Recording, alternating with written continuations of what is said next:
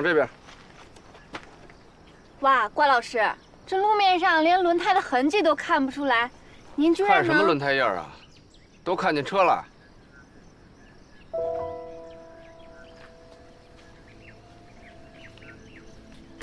哎，关老师，车上没有发现任何不寻常的东西。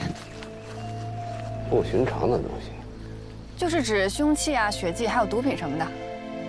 红酒呢？什么红酒？当然是那瓶61年的拉菲。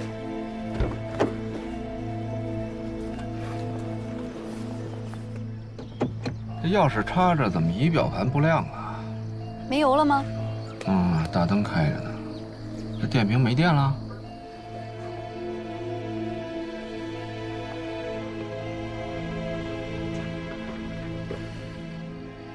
也没人坐过。后备箱检查了吗？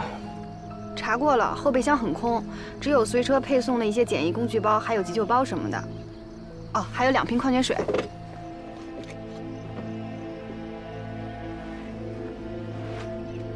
这是个望远镜。记住了，以后再描述这种东西的时候，叫它具备测距功能的单筒望远镜。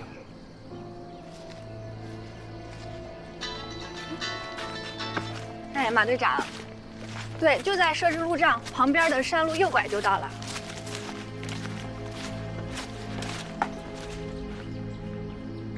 关老师，马队长就要到了，您看是不是先？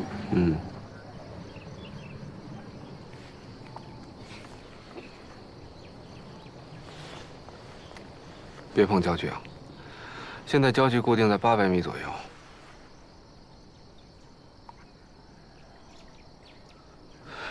那您的意思是，董乾就站在这个位置上，拿着这个焦距调到800米的、具备测距功能的单筒望远镜，肯定是在山谷前800米的某个位置上，能看到些什么，对吧？你们警校教不教数学的？咱们现在所在的高度大概是100米左右。如果这800米算作三角形的斜边的话，那么底边的实际距离是730米左右。可是这样也不能说明咱们前方山谷里730米距离这条线就一定有些什么呀？没错，也不排除他跟咱们玩了一次没有保险锁的蹦极，这搜山啊是避免不了了。搜山？当然，既然他弃了车，就只剩下徒步跋涉和跳崖这2种选择。你不是说他没拿矿泉水吗？这人呐，走不远。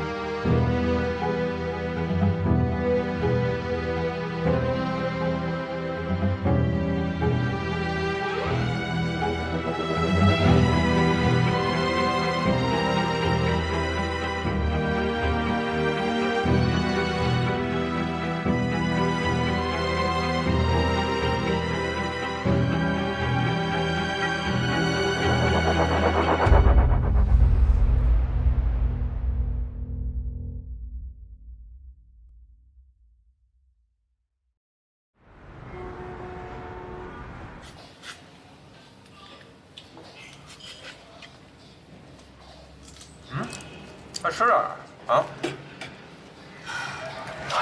怎么，嫌我吃相不好看？您还真是尊老爱幼啊！跟我吃顿饭连烟都不抽了。确实没顾上啊。问你个问题啊，纯属八卦，你要想回答就回答，不想回答算了啊。问吧，反正我已经吃饱了。你觉得关宏宇是被冤枉的？哎，不是这问题啊，你肯定觉得他被冤枉。我想知道的是，你之所以觉得他被冤枉，除了感情之外，还有没有其他原因？为什么问这个？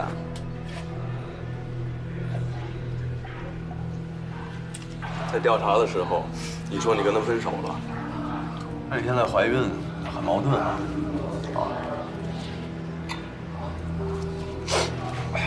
阿南，案件的第10页，你拿走的吧？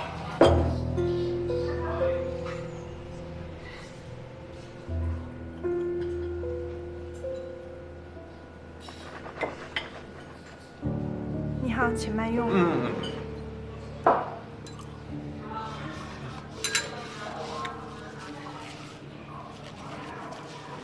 我不能说一定是你包庇他，但我想知道的是，你也好，老关也罢，你们是他最亲近的人，同时又都是刑侦人员，而且你们都这么确定他是被冤枉的。我只是希望你们能给我一点点啊，除了感情和直觉之外，实实在在的理由。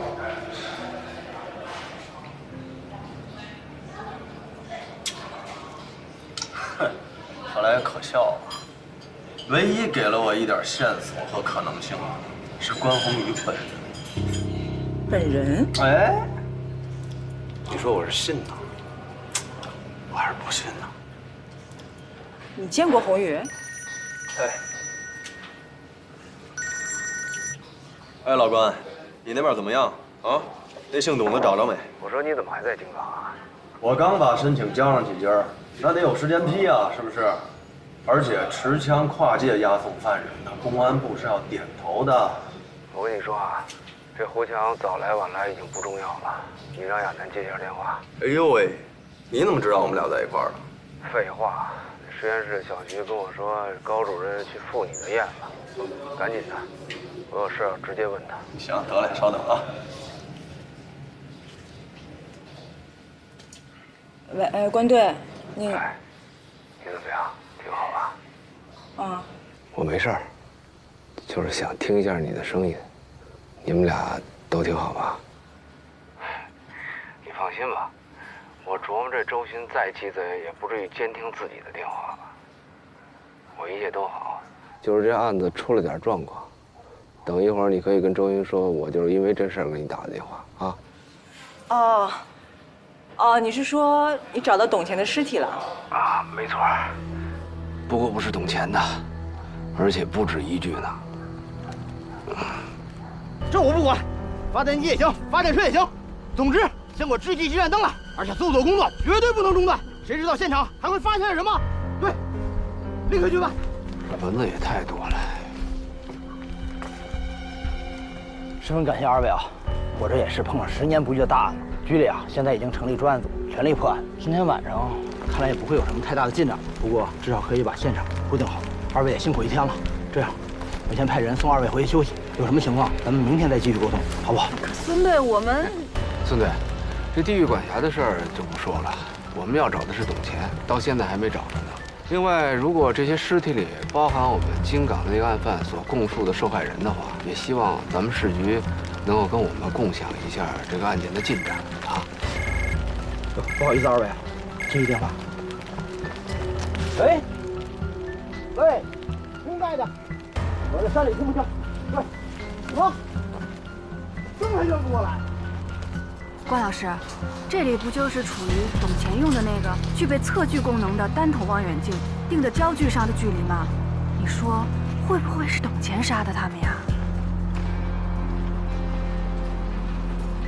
那您刚才肯定是暂时敷衍孙队长，我们还是会全力以赴地搜索到董钱，对吧？当然，那瓶61年的拉菲还没找着呢。在那个道上多注意安全。好了，周队，哎，到了那边跟老关会合之后，先听老关的安排，我稍后就到。好。啊，放心，我们一会儿就过去啊。然后那公安局那边申请。哎，亚楠，你都这样了，就别自己去了。江州那边有法医队，是有法医队，但是如果现场发现的尸体有呈白骨化的，至少是3到5年前的，再加上当地环境的影响，气温啊、湿度啊、植被啊、昼夜变化、生物化，不是我想贬低同行啊，在这方面的勘验水平上，咱们确实领先一筹。你可让小徐去呀？那好啊，小徐啊，周队说那边的事儿全交给你了，你去吧。真的呀？啊？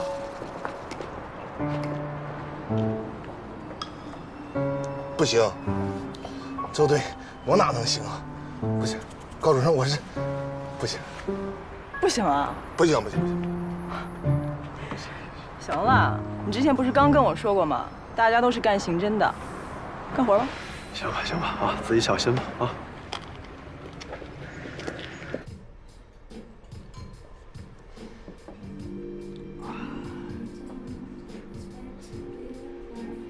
啊，来点儿，要不你就再来一个花生牛奶。不用了，我吃花生过敏，一吃就长痘痘。啊？什么？过敏？遗传吧？啊？那倒不是，我父母都不这样，就我这样。哎，我跟你说啊，周巡这孙子太不像话了，他以为他干什么我不知道，可这案子破的我实在是郁闷。哎，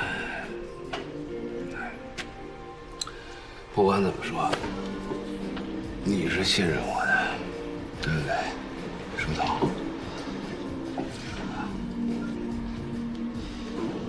当然了，关老师，我肯定是最信任您的。哎，关老师，关老师的，听着生分，咱们现在是工作以外的事情，叫我哥。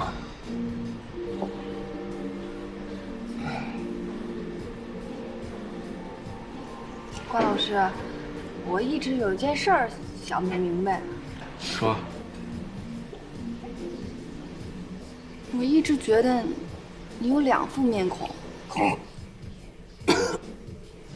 有的时候吧，我觉得您严肃认真，行事得体，特别像我的长辈还有老师。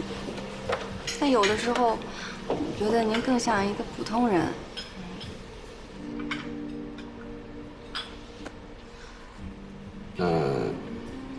你更喜欢哪一个啊？关老师，我先上个洗手间。哎，你知道吗，书童？我早就想告诉你了，只有你能看见我的另一个。关老师，我队里增援就要到了。关老师，我先回宾馆写报告了。哎，我等会儿回去陪你啊。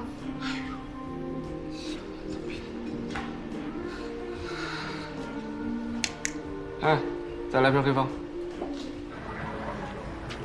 喂，老廖，啊，是我啊。嗨，别提了。哎，今天晚上你当班吗？啊，行，正好我过去找你帮个小忙。啊，对，还给你带了瓶酒啊。啊，一会儿见。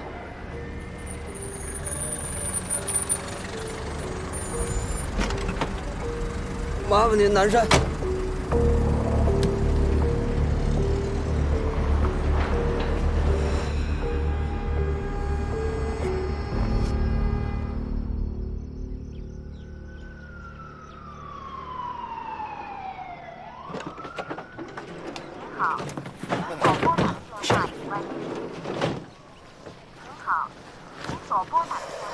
关老师的手机还是处于关机状态。你俩昨天晚上怎么分开的？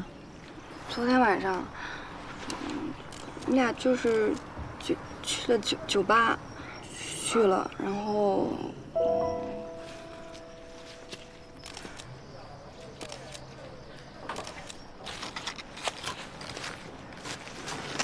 昨天晚上怎么着人家小姑娘了？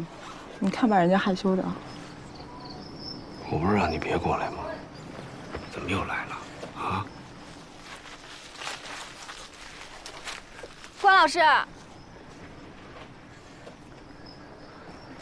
周巡什么时候到啊？应该是今晚。好。赵倩，这是孙队。啊，孙队。管辖问题解决了吗？公安部已经做出了指认管辖的确认函，应该这2天就会过来。希望我们2市的刑警通力合作，早日破案。好的。哎，公安部有那么快吗？大家总不能白来吧，让周队圆个谎呗。小徐，干活吧。好嘞。你是不是昨天没休息好啊？这一圈儿。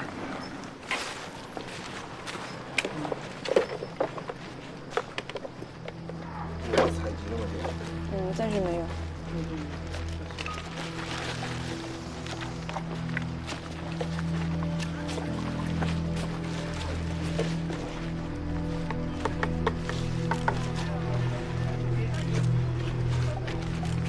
怎么样？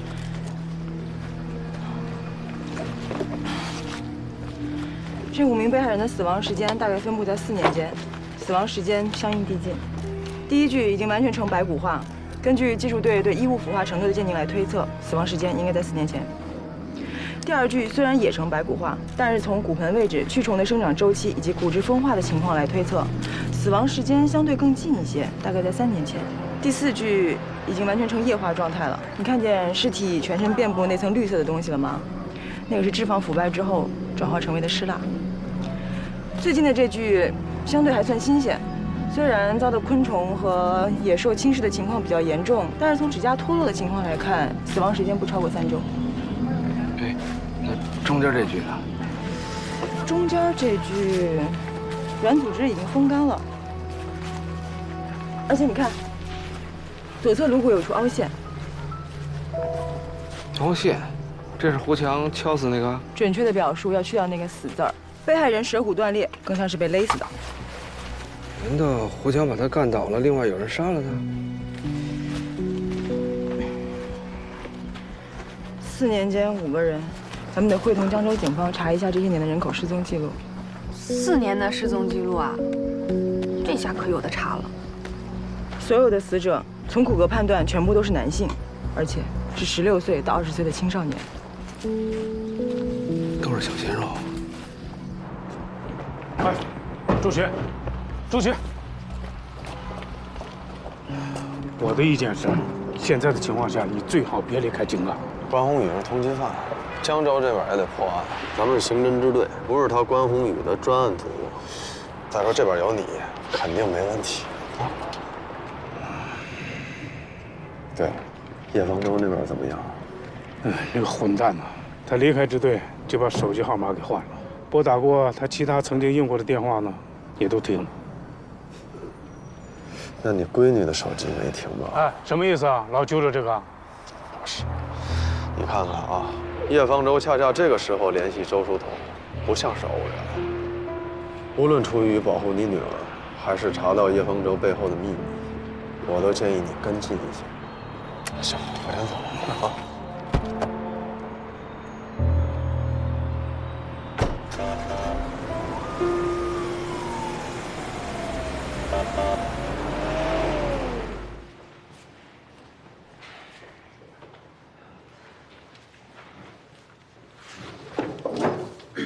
从走访江州职业技术学院的情况来看，董乾的口碑的确是中规中矩。老师们呢，大概都觉得他性格比较孤僻，不太喜欢跟人交往。学生们反映的也大多都是，什么照本宣科啊，作业布置的有点多，诸如此类的，都是什么没有价值的事儿。不过说到底，他也的确没有什么任何出格逾矩或者什么牵扯违法犯罪的行为。赵倩，从我们委托沈阳铁西支队走访的情况来看，董乾在永旺化工厂任职期间，曾有过不止一次猥亵甚至是性侵男性青年职工的劣迹。不过这类事情呢，一是比较尴尬，当事人也未必愿意闹大；再者，从法律上的界定来说，相对模糊，所以最严重的一次也不过是按违纪给了个处分。怎么还有这样的人呢？再后来，化工厂发生泄漏，包括董乾在内，在岗职工幸存的一共有6名，每个人赔偿金是27万。董乾拿了赔偿之后，就离职迁居到这儿了。27万？那他东华园小区的房子？我查过了，总共是42万6，房子是按揭买的，还有一半现在还没有付呢。月供多少？1800。他那辆车至少20-30万吧？那辆车也是贷款买的，月供是2000。等会儿，他在学校的工资是多少？这个呀，我问一下。好话不嫌多，你继续忽悠江州的警方，让他们抓紧找这个董乾，无论如何先把人找出来。好。董乾在技校的工资，再加上津贴补贴，总共每个月能拿到4600，但是刨去他3险1金，还有788的，他只能拿到手的也就3000出头而已。然后他还要每个月交3800的贷款。然后他还有闲钱去古玩城淘货。别忘了，还有拉菲。照这么说，董乾真的是活得很奇怪啊。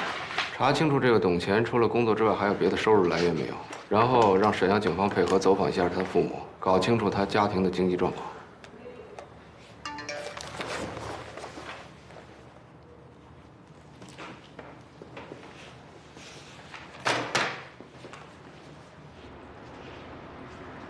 哎，方便吗？没问题，你说。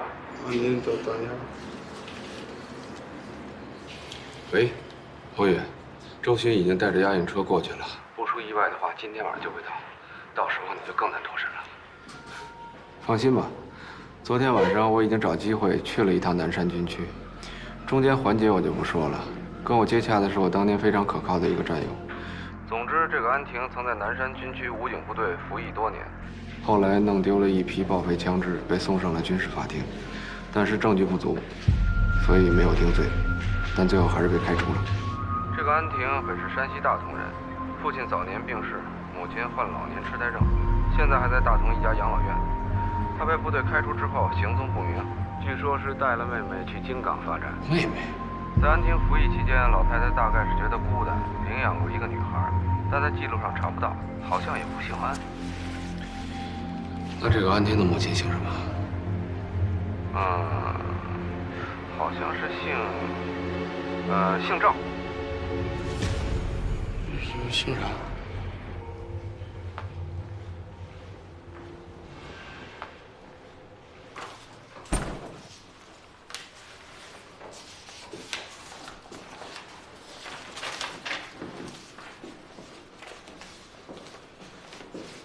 哦，对了，小徐，哎，小周好像找你呢。好，我去看看。对。怎么样？结果出来了吗？1号被害人，他在肋骨下方我们发现了多处刀痕，经过初步诊断是遭利器戳刺致死的。2号被害人的刀痕在颈椎前方，也就是说很有可能被一刀戳穿了脖子。3号跟4号被害人很像，都是遭勒颈致死的。去除表面的湿蜡之后，我们甚至还能模糊地看到颈侧的勒痕。5号被害人是被溺死的，我们在肺腔提取的水质样品，怎么老觉得跟你一本正经的聊案子那么搞笑呢？什么意思啊？是不是觉得我改邪归正以后，这魅力值大减呢？对了，关于死亡时间更确切的认定，我还需要去趟现场，找一些关于气温、湿度以及生物环境相关的检材。既然您来了，能不能陪我去趟现场啊？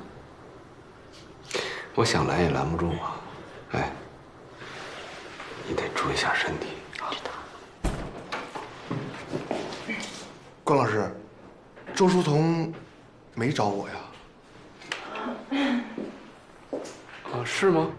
那可能我听错了吧？没事，你先忙吧。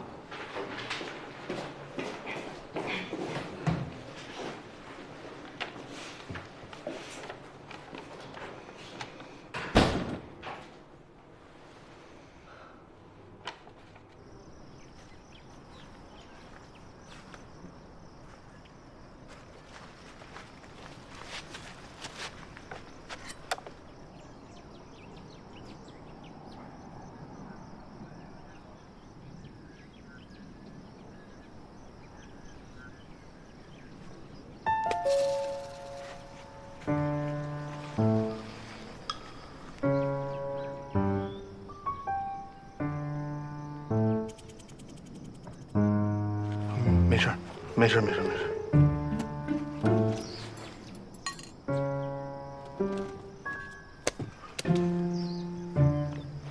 姐，有东西砸着我了。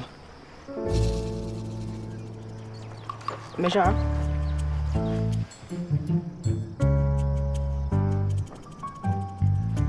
谁？姐，我上个厕所。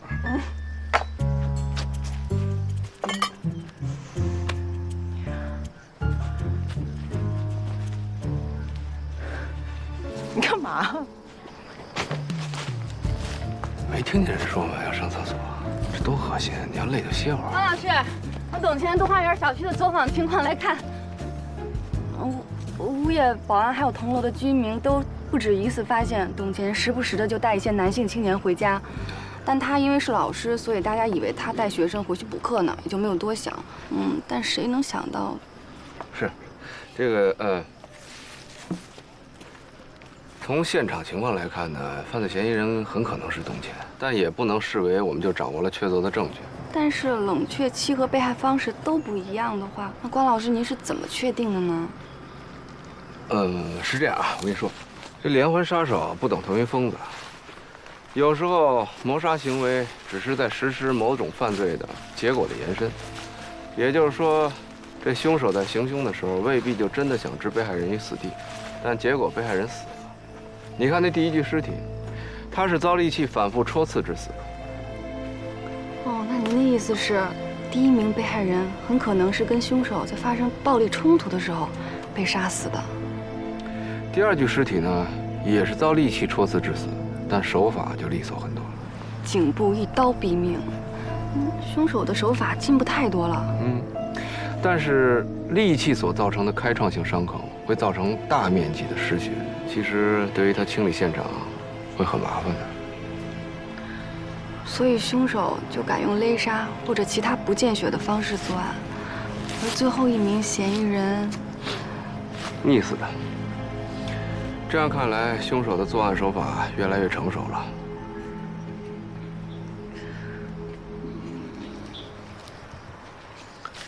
关老师，昨天晚上。昨天晚上？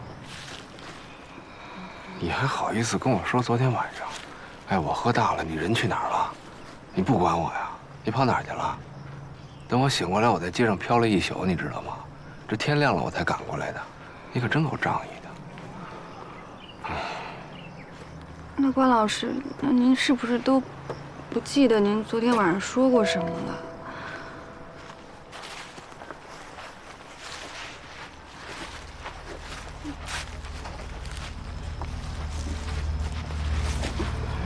关老师，其实我昨天晚上就想告诉您。太阳出来了，你看得清楚那片树林吗？什么树长那样？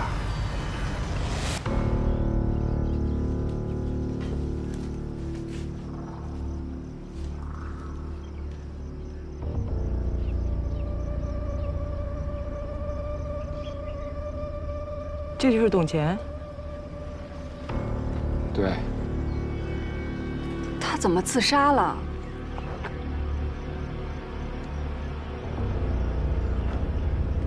那边61年的红酒呢？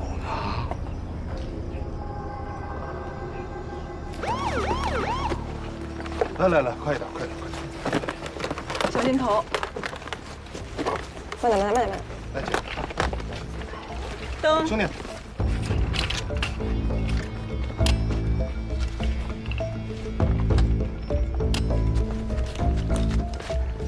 关老师，周队说还有1、2个小时就要到了，不过我们这边是不是要结案了？走吧，过去看看。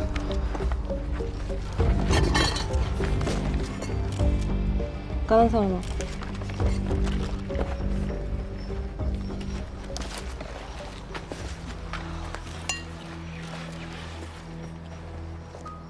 应该是自杀。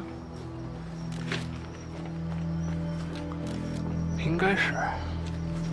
不用那么咬字呀。从初步状况来看，没有发现与自杀相悖的证据。他是用拖车绳上吊的，绳索与勒痕相吻合，勒痕周围没有发现2次创伤，也就是说，董乾窒息死亡是一次性勒紧的结果。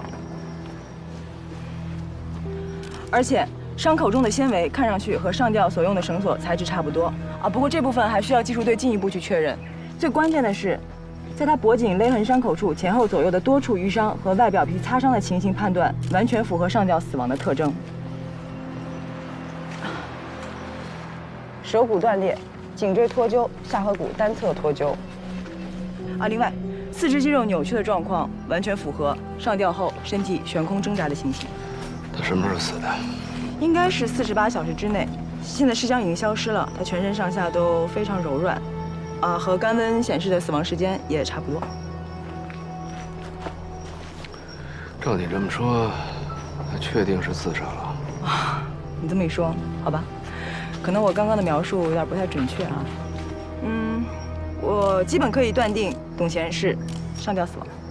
至于有没有人拿枪指着他，垒好石头，系上绳索，然后再套在脖子上，一脚踢开这些支撑物，就不是我能告诉你的。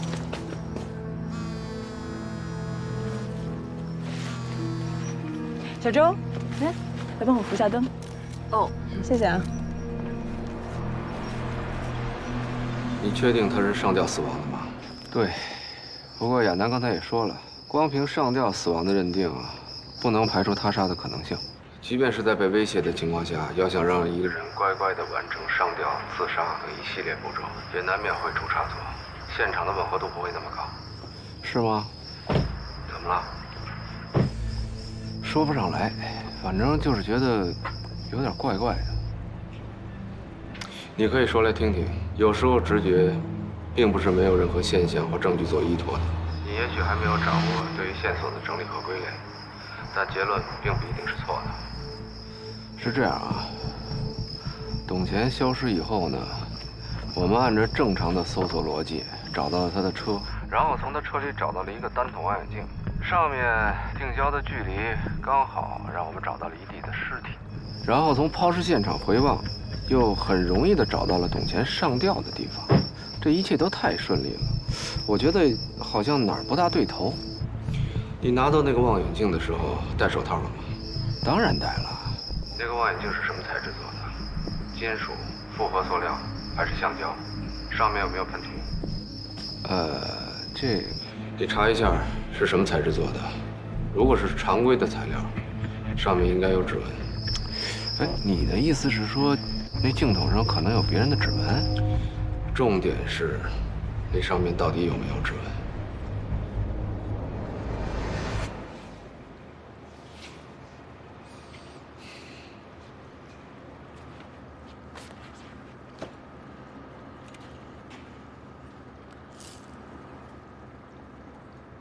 哎，带那么多东西干什么呀？轻装前进，知道吗？我就觉得，你说咱们去之前，是不是应该跟人打声招呼啊？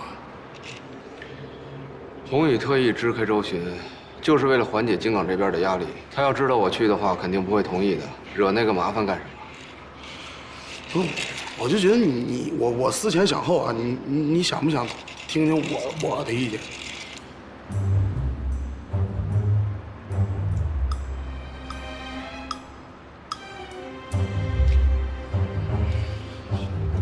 多呀。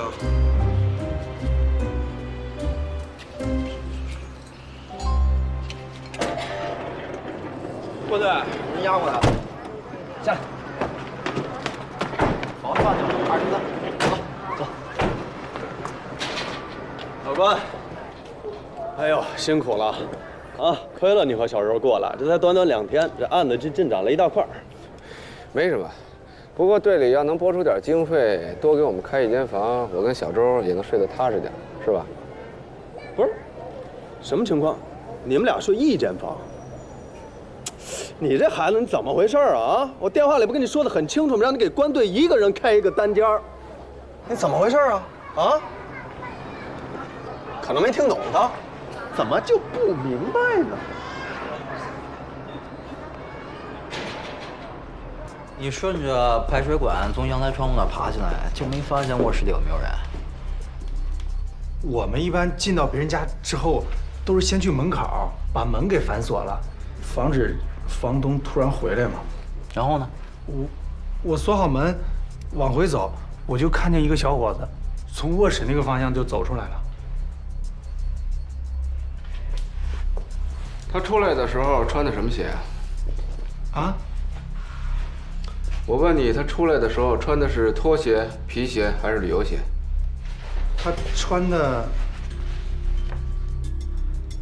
拖鞋。我们俩打斗的时候，他因为穿拖鞋滑倒了，所以我有印象。接着说。然后我就从这儿，这个酒架上，拿了一个酒瓶子，使劲对着他的头打了几下。当时出了很多血，我有点吓懵了，我什么都没拿，打开门我就跑了。那瓶子碎了吗？碎了。在哪儿碎的？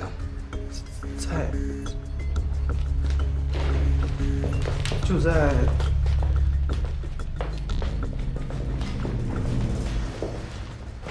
大概就这儿。他当时怎么躺的呀？头朝哪儿，脚朝哪儿？躺下给我看看。他当时头朝这边，就这样。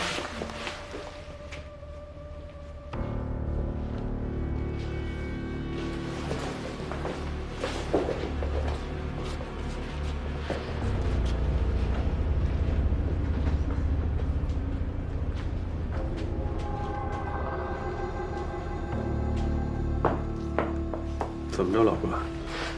觉得地板被换过？我看这地板缝隙之间颜色差不太多，应该没被调换过吧？王啊，把技术队叫来，把地板全给我撬了。得嘞。周队，这是我们总队的李队长，新来的周队。李队长，你好。你好，你好，请坐吧。哎，好。我们沿着江州职业技术学院的方向跟进调查，发现最近遇害的4号、5号被害人啊，都是该校辍学的学生。2位受害人生前都或多或少受到家庭的影响，导致耽误学业，平日里结交了许多的社会上的闲散人员。从东花园小区保存的监控视频里啊，我们已经查到了最后一名被害人和董乾共同进入东花园小区的记录，时间上啊和法医给的死亡时间基本上吻合。此外，我们也在对近些年这个范围特征内的失踪人口报案进一步筛查，相信很快就能锁定所有受害人的身份信息。周队，您这边啊，正好，怎么样？我们在胡强指认的地板下面发现了血迹和红酒残留。他在2年前的9月15号入室行乞，并且伤害了一名男青年的犯罪事实已经被证实了。再联系咱们两边的法医对3号受害人的检验的情况来看呢，3号受害人和这个男青年很可能是同一个人，但是3号受害者是死于舌骨断裂，说白了吧，也就是被勒死的，并非胡强所为，应该另有其人，或者很可能是董乾干的。跳。目前案件勾勒出来的大概情况是，董乾作为曾经在沈阳多次猥亵乃至是性侵多名男性青年的潜在犯罪分子，移至到江州以后，不止一次的诱骗辍学、无业，甚至是有类似境遇的青少年到自己家中实施性侵害。我们有理由相信，更多的受害人没有遭到杀害，只是没有报案。哦，另外那个，我们官队认为这个案子还有一些疑点。官队。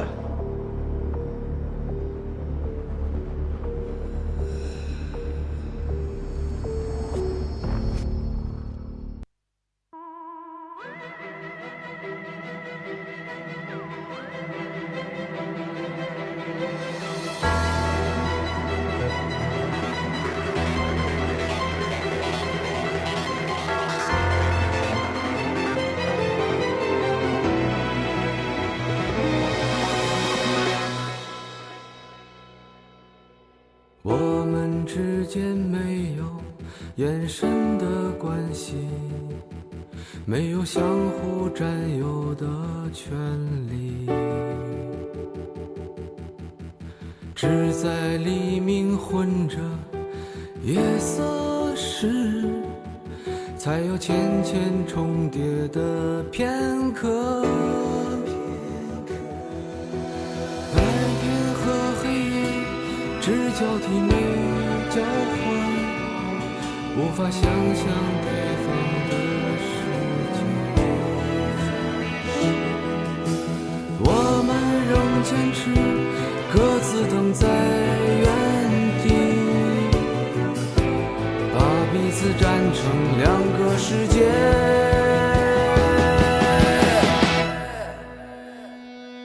你永远不懂我伤悲，像白天不懂夜的黑，像永恒燃烧的太阳，不懂那月亮的盈缺。你永远不懂我伤悲，像白天不懂夜的黑，不懂那星星为何会坠跌。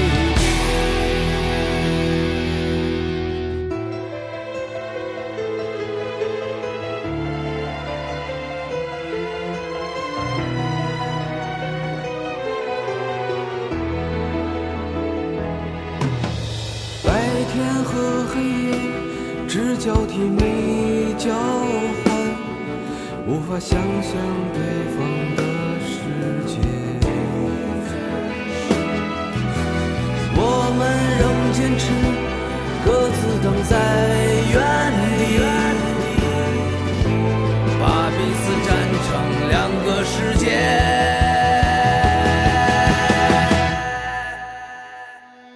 你永远不懂我伤悲，像白天不懂夜的黑，像永恒燃烧的太阳，不懂那月亮的盈缺。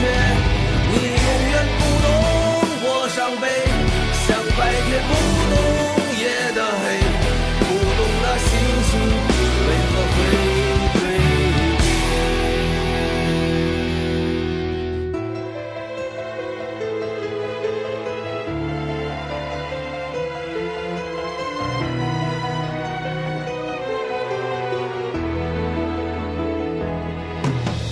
白天和黑夜只交替没交换，无法想象对方的世界。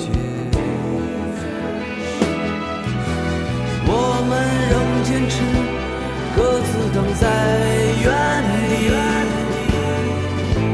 把彼此站成两个世界。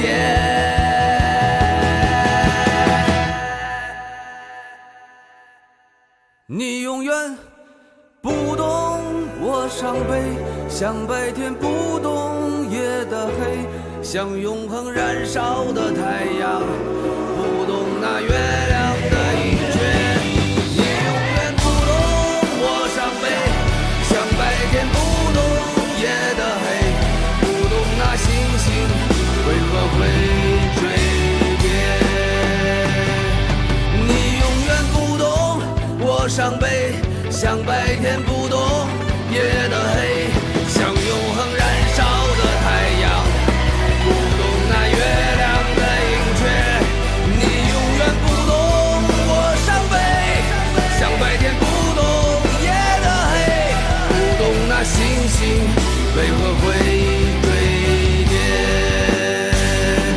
不懂我伤悲，就好像白天不懂夜的